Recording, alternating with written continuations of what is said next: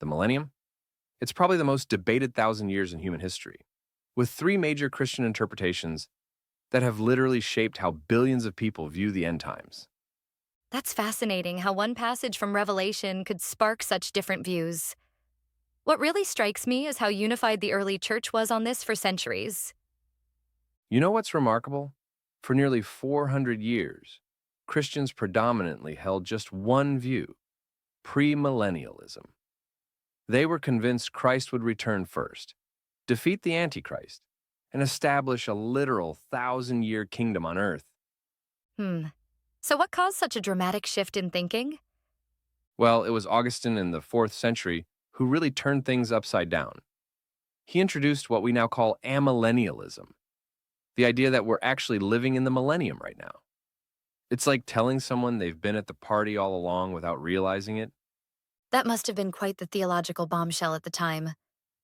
How did he explain Satan being bound when there's clearly still evil in the world? So here's the fascinating part. Amillennialists argue that Satan's binding isn't total imprisonment. It's more like he's restricted from completely preventing the gospel's spread. Think of it as a spiritual restraining order rather than solitary confinement.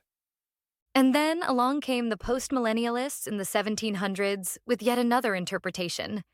You know, during the Age of Enlightenment, when everyone was feeling pretty optimistic about human progress.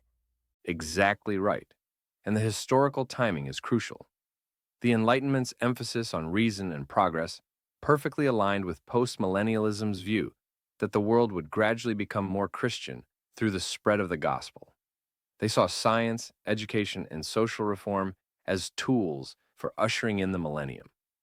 That's such a different perspective from modern premillennialists who point to increasing secularization and hostility toward faith as evidence that Satan isn't bound at all.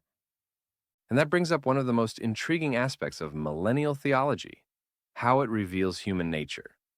Even in a hypothetical world where Satan is bound, the millennium shows that people can still choose rebellion.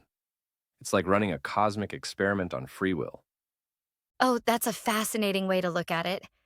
So each view really shapes how people approach everything from evangelism to social justice, right? Absolutely. Think about it this way. If you're a premillennialist believing Christ returns before the millennium, you might focus more on individual salvation and preparing for his return. But if you're a postmillennialist expecting gradual world transformation, you're more likely to engage in long-term social reform and cultural change. Well, that explains why these interpretations have such practical impact on how different Christian groups engage with society. You know what's really interesting? Each view maintains hope while interpreting it differently. Premillennialists look forward to Christ's physical reign. Amillennialists see it happening spiritually now. And postmillennialists anticipate gradual transformation. But they all agree on one thing: that God's promises will ultimately be fulfilled.